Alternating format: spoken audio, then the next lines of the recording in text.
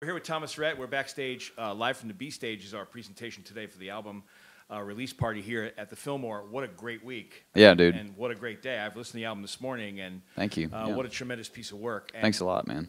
You said that your writing was going to change now that the babies are here. Yeah. Congratulations. Thanks a lot. And it shows in your writing and in your music. Yeah, man, this day has been incredible. Getting to play in 3 cities in one day and getting to do a more intimate thing rather than just coming and just playing a show. We actually get to talk about the record and play some old songs, play some new songs, get to interact with the crowd a little bit. That's ultimately what today is about. It's about the music and definitely the most personal record I've ever made, and you know, a lot of really personal things said on there, and so just super pumped that it's out, man. I've just been sitting with it for a year, and it's finally. I'm so glad that it's finally out and fans can have it. So. I made some notes on some of the tracks that I was listening to this morning. Wait, "Marry Me" is a sad song, man. It's the saddest song I've ever written, that's for sure. Holy God. It's like just, I know. I thought it was going to be like another love song. Everyone did, you know. Now I feel bad for tricking everybody. No, but I mean, it's like, I don't know if a lot of people have gone through that, but like there's always the one. Totally. That you think about once in your life and go, huh, I wonder what would have happened if I pulled that girl back. I know. You just never know. And that kind of, even though it's not my story today, it's kind of my story in reverse. Because if I'd never, said what I said to my wife before I married her, I probably more than likely would have been sitting at her wedding. And that's kind of what that song's about, which is a very morbid thought, but you probably wouldn't have been invited. I would have been invited. Okay, you've been. No, we were friends. We were friends. Yeah. Now, a couple other tracks. Like I really like 16. Oh, me too. Thank you very much. There's so much that we all could relate to that. In that totally. Song. Like, yeah, I mean, whether you're 12 and you can't wait to start driving, or you're 85 and you wish that you were as limber as you were when you were 16. There's everyone wants to be in a different place than where they are, and this song's kind of being content. Back, so right? Yeah. We look back and we wish we could slow it down. But exactly. when you're a kid, you want it to go faster. You want it to go faster, yeah. Yeah, it's nuts.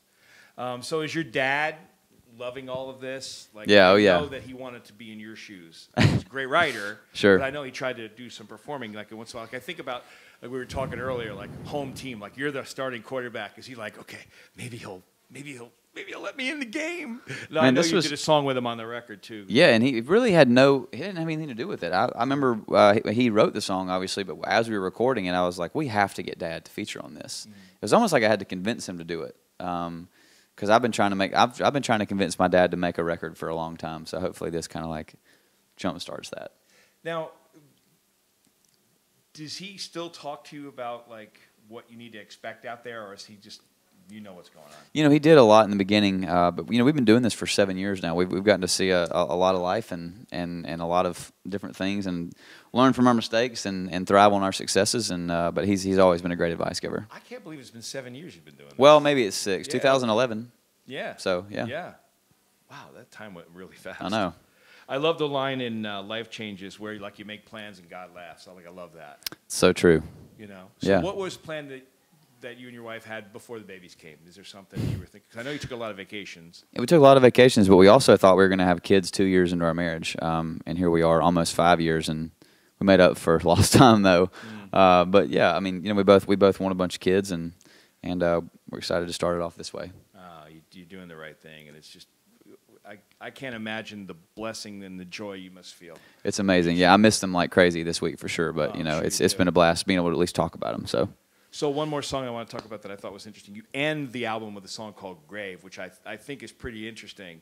And it's almost like it was planted there to go, hey, listen, we should be thinking about, like, live your life. Sure, yeah. And I'm going to love you so much that it's going to happen after we exactly. get out of this life. That's interesting. Yeah, that's exactly, like you nailed it on the head. I couldn't say it better than that. This is like, it's one of the few songs I didn't write on the record, but I remember hearing it for the first time, and it took me a few listens to like fully understand what it was saying, but now it's just like a timeless love song, like if I recorded the song today or in 10 years, I think it would still have the same effect, and those songs to me are hard to come by, so we're really, really glad to have gotten to cut that song. Well, it's amazing you've been sitting on this for a year. I mean, you must have been busting to get it out. I know. I almost leaked it several times. So, like that would have been an interesting conversation to have with everybody on with staff, the record right? label too. Yeah, I'm sure that would have been doing fun. Out there. Yeah. Interesting weekend, and we'll go a couple more here. Okay. You're American, the Miss America judge. Miss America, yeah. That's a great thing, and a lot more country people have been getting involved with that. Brett did it a couple years ago. Cole did it, yeah. Year, and now you. I mean, that's going to be an interesting thing. Yeah, it's going to be a lot of fun, man. Lauren and I watch the pageant every year, so like it's going to be nice to actually be in that setting and understand what it means to kind of be a judge. I've never judged anything before, so I'm excited to get up there and do that. And that's this weekend, right? It's Sunday. Yeah. So yeah, I'm excited about it. Did they go over anything like? Can you give us something like what do you have to look for? Like, well, orientation is like the whole day. Oh, okay. So like we're all up at 8 learning how to like do the thing, learning how to judge, which sounds terrible, but yeah, that's what you're doing. That's interesting. Well, yeah. Have a great weekend. Thanks for picking Philadelphia, by the way. Of course. Tell me why that was one choice for you. I just feel like these 3 cities, Boston, Philly, and Chicago, really kind of shaped me early on as an artist. I mean, I remember, seeing you that was 7 years ago, bro, and coming in with something to do with my hands as a single, and I can't. We don't even with the pockets, we don't even play that song anymore, yeah. and it's like it's amazing because I feel like this city really did give me a really great shot. I remember playing at the TLA. That was like one of the first clubs we ever got to play, and just so many good memories in Philadelphia. And so we want to take it back here. I remember going back to when you first were debuted at CRS, and we were in the Palm. That's right. We were in there. That's right. I was talking to Ashley about that before. It's crazy. Time flies.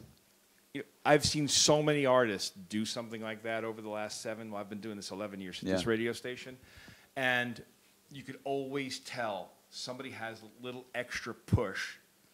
Either it's you saying that I had that sauce? Did I have a little extra sauce? And you can't identify it. Like if any one of these people were like, I want to do what Thomas does, like you're not sure where it comes from. Sure. It's just there, and you can't identify it. You can't give it to anybody. You can't teach it. That's a huge compliment. Thank you very much. Well, you're doing a great job, and you share yourself well with people. I appreciate that. Awesome, Thank Thomas. you. It really is. It's 92.5 XTU. Thanks for sitting in with us. Have a great day today. You too, buddy.